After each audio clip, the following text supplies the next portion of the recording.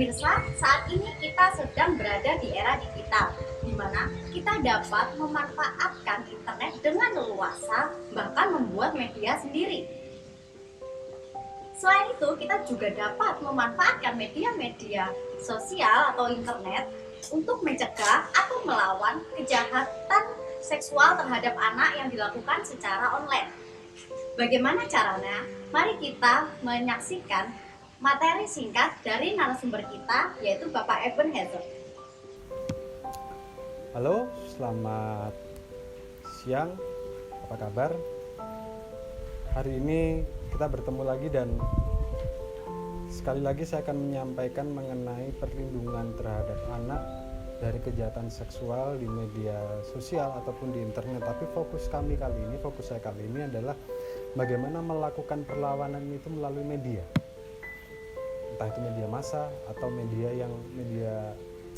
berita yang Anda bikin sendiri. Nanti saya akan sampaikan tentang bagaimana kita membuat sebuah media sendiri untuk melakukan perlawanan atau setidaknya mencegah terjadinya kekerasan seksual terhadap anak. Pertama-tama kita harus ingat bahwa kita harus berjejaring, kita harus melibatkan media massa dalam melakukan perlawanan atau pencegahan terhadap kekerasan seksual di media sosial, di internet, ataupun dimanapun yang terjadi. Mengapa kita harus melibatkan? Karena media massa sudah punya jangkauan yang luas. Media massa punya jangkauan yang luas sehingga dia semakin efektif untuk membangun wacana atau menciptakan opini publik, sehingga apa yang kita rencanakan lebih mudah tercapai. Sebagai contoh, misalkan kita saat ini kita ada di era di mana sesuatu bisa terjadi, sesuatu bisa terwujud karena efek viral. Kita udah tahu itu. Ketika ada viral ada tindakan, ketika ada viral ada tindakan, ketika ada viral ada respon, semacam itu. Yang kemudian menjadikan media ini ternyata menjadi tempat yang cukup efektif untuk kita membangun sebuah gerakan perlawanan terhadap kejahatan seksual. Permasalahannya, ada tantangan memang di sana, nggak semudah itu ketika kita mau melibatkan media massa khususnya. Ternyata ada beda perspektif di sini. Tidak semua jurnalis memiliki perspektif anti kekerasan seksual. Jurnalis tidak tahu bagaimana cara membuat sebuah berita yang dia melindungi korban kekerasan seksual. Jurnalis tidak tahu itu. Sehingga mungkin kita pernah sesekali melihat berita nama korban tidak disamarkan, foto korban tidak disamarkan, identitas keluarganya tidak disembunyikan, sehingga itu memberikan efek trauma pada korban, pada keluarganya juga. Kemudian faktor lainnya, tantangan berikutnya adalah saat ini ada puluhan ribu media online yang semuanya berkompetisi untuk mendapatkan pembaca, mendapatkan traffic, sehingga seringkali mereka membuat berita-berita yang bombastis. Mereka membuat pemberitaan yang bahkan harus melanggar aturan ya, sehingga terjadi justru tidak melindungi korban, tapi justru mengekspos korban, semacam itu. Kemudian masih banyak jurnalis di luar sana yang tidak tahu bagaimana kode etik. Mereka kerap melakukan pelanggaran etik. Itu yang seringkali menjadi tantangan bagi kita saat ini ketika kita mau memanfaatkan media massa, kita mau berjejaring dengan media massa untuk melakukan perlawanan terhadap kekerasan seksual.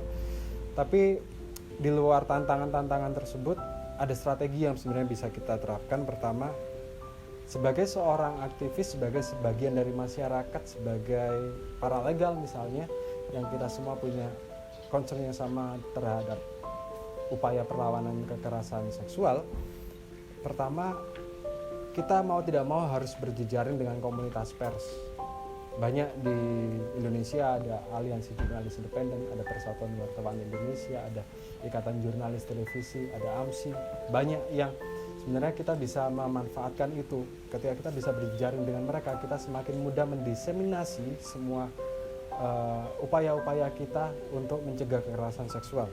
Kemudian ini yang membutuhkan tantangan bagi kita, membutuhkan keterampilan bagi kita sebagai seorang aktivis, sebagai seorang yang punya concern terhadap kekerasan seksual terhadap anak dan perempuan. kita mungkin harus mulai dari sekarang ya, belajar bagaimana sih membuat berita, bagaimana sih membuat press release. Itu yang kemudian nanti akan kita bagikan kepada media-media yang sudah berjejaring dengan kita, sehingga kampanye kita efeknya menjadi lebih besar lagi. Yang ketiga, mungkin kita perlu melakukan pelatihan bersama ya, kita duduk bareng, kita ajarkan. Kalau kita sudah cukup mumpuni tentang tema-tema kekerasan seksual, kita ajarkan kepada jurnalis apa yang harus dilakukan dan tidak boleh dilakukan. Sedemikian juga jurnalis, dia akan mengajari kita bagaimana cara menulis, bagaimana mengemas sebuah pesan, semacam itu. Yang nggak kalah penting adalah ketika ada peristiwa-peristiwa tertentu, ketika ada kejahatan-kejahatan, perlu laporkan tidak hanya ke polisi. Saya pikir kalau misalnya kurang dari polisi, ajaklah jurnalis untuk melakukan reportase bersama, investigasi bersama, tentu dengan sediakan bukti-bukti yang cukup, dan bantu mereka juga, bantu jurnalis tadi untuk menghindari terjadinya pelanggaran terhadap hak-hak korban. Kemudian nggak kalah penting juga, Anda juga bisa bikin media sekarang. Anda sebagai citizen jurnalis, Anda punya HP, Anda punya akses terhadap internet, Anda bisa bikin blog, Anda bisa bikin media sendiri. Kalau Anda tidak bisa menjangkau media-media tadi, wartawan-wartawan tadi, Anda bisa bikin media sendiri. Tentu saja ini membutuhkan sedikit keterampilan, tapi saya rasa itu bisa diolah terus. Dengan dukungan-dukungan semacam itu, saya pikir kita akan semakin kuat proses kampanye kita. Kemudian apalagi sekarang sudah ada dukungan dari Aliansi Jurnalis Independen, misalnya mereka membuka diri bagi blogger, bagi citizen jurnalis untuk bergabung menjadi anggota. Ini yang bisa menjadi kita semakin kuat. Saya berharap suatu saat nanti setelah pandemi COVID berakhir, setelah wabah corona ini berakhir, kita bisa kumpul bersama, kita belajar bareng.